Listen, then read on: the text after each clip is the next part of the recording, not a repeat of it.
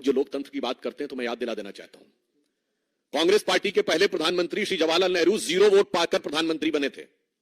अप्रैल 1946 में कांग्रेस कार्य समिति की बैठक में 16 कांग्रेस कमेटियों में से एक ने पट्टाभी सीतारमैया को और एक ने कृपलानी जी को वोट दिया था, और बाकी सारे के सारे वोट सरदार पटेल को मिले थे और 0 वोट जवाहरलाल नेहरू को मिले थे। और इस बात की, उस घटना के अंदर का point by point, minute by minute reference Kripalani की किताब माई डेज विद गांधी में है, मौलाना आजाद की किताब इंडिया मीन्स फ्रीडम में है, दुर्गा दत्त की किताब India from Curzon to Nehru and thereafter में है। और जो अंतिम प्रधानमंत्री हुए, हो सकता है कि वो व्यवहारिक दृष्टि से कांग्रेस पार्टी के अंतिम ही प्रधानमंत्री भविष्य के लिए सिद्ध हों, doctor Manmohan Singh, the accidental prime minister, उनको कोट कर रहा हूं। प्रणब मुखर्जी जी की पुस्तक का विमोचन करते समय सोनिया गांधी जी की उपस्थिति में स्वयं डॉक्टर मनमोहन सिंह जी ने कहा कि जब मुझे प्रधानमंत्री बनने के लिए कहा गया तो मैं प्रणब दा के पास गया, मैंने कहा प्रणब दा आप मुझसे अधिक योग्य हैं। डॉक्टर मनमोहन सिंह कहते हैं प्रणब दा आप सबसे अधिक योग्य हैं, मगर मैडम ने मुझे कहा है। लोकतंत्र का अद्भुत स्वरूप है। पहले प्रधानमंत्री से लेकर अंतिम प्रधानमंत्री तक, 0 वोट से लेकर 0 वोट तक प्रधानमंत्री बनाने वाले लोग आज कहते हैं कि लोकतंत्र हमें समझ में नहीं आता है, और लोकतंत्र के वास्तविक रक्षक वो हैं। फिर मैं कह रहा हूं, भारत के इतिहास में इनके जितने प्रधानमंत्री बने, इंदिरा गांधी जी क्या चुन के आई पहली बार? नहीं, कांग्रेस के अंदरूनी लड़ाई, इंडिकेट सिंडिकेट की लड़ाई में गूंगी गुड़िया के रूप में आई।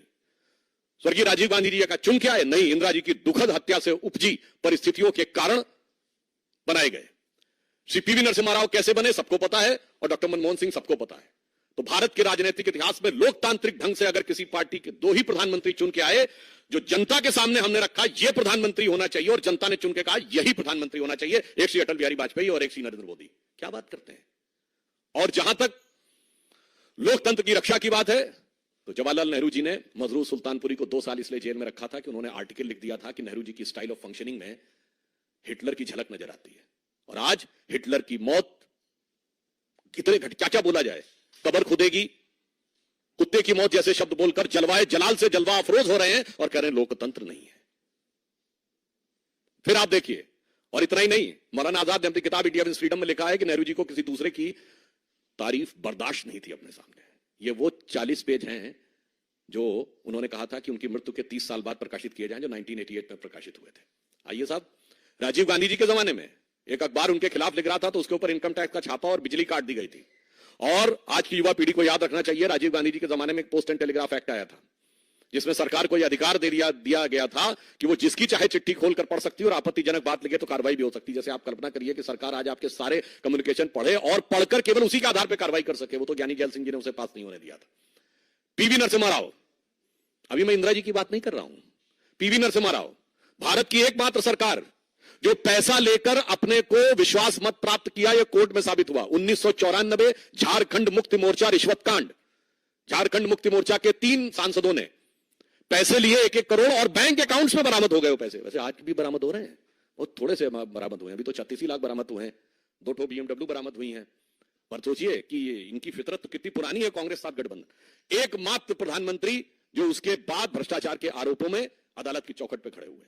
और उसके बाद जब सोनिया गांधी जी की छत्र छाया में मनमोहन सिंह जी की सरकार चली, तब तो हिंदू आतंकवाद जैसे शब्दों का प्रयोग करके बगैर चार्जशीट फ्रेम किए हुए लोगों को बरसों बरस जेल में रखा गया, उनके साथ अमानवीय व्यवहार किया गया, महिला कैदियों के साथ किस किस प्रकार की घटनाएं की गई वो सबको पता है। और इसके उपरांत जो लोकतंत्र की बात करते हैं, अब अगर इंदिरा जी की बात की जाए, जिस समय लोकतंत्र वास्तविकता में खत्म हुआ था, आज की पीढ़ी जो हमारी जनरेशन के भी लोग हैं उनको भी नहीं मेमोरी है, इसलिए भारत की 3/4 जनसंख्या को नहीं पता है। क्या आपको पता है कि एक बार लोकसभा का कार्यकाल बढ़ा दिया गया था कि 5 साल से बढ़कर 6 साल? यस, इंदिरा गांधी जी के समय में इमरजेंसी में। आपको पता है कि मूल अधिकार समाप्त कर दिए गए थे। और मैं याद दिलाना चाहता हूं कि लालू प्रसाद यादव जी की बेटी का नाम मीसा है। वो क्यों है? MISA एक एक्ट था, maintenance of internal security act during emergency, जिसमें अगर किसी को जेल में डाल दिया जाए तो वो जमानत के लिए अर्जी नहीं दे सकता था, वो कोर्ट में ही जा सकता था। एक बार जेल में गए तो अंदर, न वकील, न अपील, न दलील, अंदर। और उन्होंने उस समय संकल्प लिया था कि कांग्रेस को मैं उखाड़ फेंकूंगा, इसलिए अपनी पुत्री का नाम मीसा रख रहा हूं ताकि जब भी पुत्री का नाम पुकारूंगा तो याद आएगा। और आज कहां से कहां पहुंच गए वो सबको दिखाई पड़ रहा है। अब मैं याद दिलाना चाहता हूं, ये जिस प्रकार की चीजें थी, आज मैं याद दिलाना चाहता हूं कांग्रेस पार्टी को, क्या कोई ऐसा भी व्यक्ति है जो कांग्रेस पार्टी का सांसद रहने के बाद 1 साल के गैप के बाद सुप्रीम कोर्ट का जज बन जाए? जस्टिस बहरुल इस्लाम, असम हाई कोर्ट के जज, पहले जज रहे, फिर कांग्रेस के टिकट पर लोकसभा का चुनाव, फिर चुनाव नहीं हुआ तो राज्यसभा में आए, फिर राज्यसभा से हटने के बाद 1 साल के गैप के बाद सुप्रीम कोर्ट के जज बन गए। 3 जजेस को सुपरसीड किया गया, वो तो एक अलग बात है। मगर मैं यह भी बताना चाहता हूं कि उन्होंने अपने समय में क्या कहा था, यह क्या विचार था, यह केवल 10 सेकंड की क्लिप अगर आप सुने। Mr. Shah know what is happening in the political world? What are the forces at work which want to destroy a developing economy? Is a judge competent to decide that? Then why have democracy? Why have elections? Why have political people in power? ये किसकी आवाज है? श्रीमती इंदिरा गांधी जी की। और ये किस विचार से प्रेरित है, ये भी मैं बताना चाहता हूं। जिसको आप डेमोक्रेसी कहते हैं, मैं बताना चाहता हूं, Hitler addressed Reichstag on 26th of April 1942, and Hitler said, I expect the German legal profession to understand that the nation is not there for them, but they are here for the nation. From now onwards, I shall intervene and will remove from the office those judges who evidently do not understand the demand of the hour. और इंदिरा गांधी जी ने क्या कहा था? Parliament के floor पे कहा गया था कमिटेड जुडिशरी की बात, और यह कहा गया था कि जजेस को हमारी विचारधारा के अनुरूप चलना होगा। आज वो लोग कहते हैं डेमोक्रेसी। आपको पता है, नाजियों की एक बड़ी फेमस फिल्म थी ट्रायम्फ ऑफ द विल, 1934 में उसका मंचन हुआ नाजी पार्टी के कन्वेंशन में। उस मंचन के समाप्त होने के बाद हिटलर के राइट हैंड व्यक्ति रुडोल्फ हेस, जो बाद में अरेस्ट हो गया था 92 में शायद उसकी डेथ हुई, उसने नारा लगवाया था, Hitler is Germany and Germany is Hitler. ठीक यही नारा छोटे मोटे नेता ने नहीं, कांग्रेस के तत्कालीन राष्ट्रीय अध्यक्ष देवकांत बरुआ ने लगाया, India is Indira and Indira is India. और आज तक कांग्रेस के किसी राष्ट्रीय अध्यक्ष ने उसके लिए माफी नहीं मांगी है, तो वो कांग्रेस का आज तक आधिकारिक बयान है। इसलिए जो लोग राजनीति में इस प्रकार की बात कहते हैं कि कौन डेमोक्रेसी की बात कर रहा है, तो मैं एक और चीज कोट करना चाहता हूं। मार्गरेट अल्वा जी कांग्रेस की सीनियर लीडर रही हैं। उन्होंने किताब लिखी है courage and commitment and autobiography, जिसमें उन्होंने कांग्रेस की शीर्ष नेतृत्व लीडरशिप का नाम लेते हुए कहा है कि द टॉप लीडरशिप के लिए they functions in an absolutely arbitrary manner and supports corrupt anti-national activities and the nexus। तो आपके नेता के बारे में कह रहे हैं। और नटवर सिंह ने क्या लिखा है, one life is not enough. PV Narasimha Rao की किताब द इनसाइडर। अरे क्या क्या सुनेंगे भाई। तो मैं साफ बात कहना चाहता हूं, यह सच है, जो आर्बिट्रेरी अधिनायकवादी शक्तियां थीं, उनके हाथ से अब सत्ता को निर्णायक रूप से जाने का समय आ गया है। खड़गे जी, हां यह सच है कि भारतीय राजनीति में बहुत सारी चीजों का पटाक्षेप हो रहा है। राजवंशों की सत्ता 1947 में समाप्त हुई थी।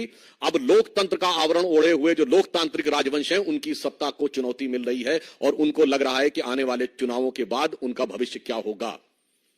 और यह मैं ऐसे ही नहीं कह रहा हूं, आप उत्तर से दक्षिण तक देखें तो 2019 के लोकसभा चुनावों में देश की प्रबुद्ध जनता ने इंटाइटलमेंट के आधार के ऊपर जो लोग लोकतंत्र के नाम पर राजतंत्र चला रहे थे, चाहे कश्मीर में अब्दुल्ला और मुफ्ती परिवार हो, वो लोग चुनाव हारे, पंजाब में बादल परिवार चुनाव हारा, हरियाणा में हुड्डा परिवार चुनाव हारा, अशोक गहलोत जी का बेटा चुनाव हारा, उत्तर प्रदेश में अखिलेश यादव जी की पत्नी चुनाव हारी, चौधरी अजीत सिंह और उनके बेटे चुनाव हारे, बिहार में लालू प्रसाद यादव जी की बेटी चुनाव हारी, फिर चाहे तेलंगाना में केसीआर जी की बेटी चुनाव हारी हो, अथवा परिवारवाद के सबसे बड़े प्रतीक श्री राहुल गांधी जी चुनाव हारे।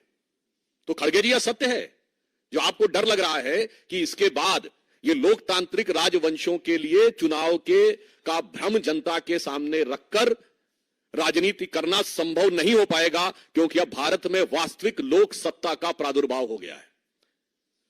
सो वॉट एवर श्री खड़गे ji saying, it is real meaning is that those dynastic politics under the garb of democracy, which is continuing, which has been totally discarded by voter in the last election, now seems towards an eclipse, and the true emergence of true democracy is there in the offing, जिसमें भारत के सभी युवा और सभी मतदाता, जो प्रधानमंत्री जी ने कहा है, भारत का गरीब, भारत का किसान, भारत की महिला और भारत का युवा अपनी शक्ति के साथ उभर कर सामने आ रहा है।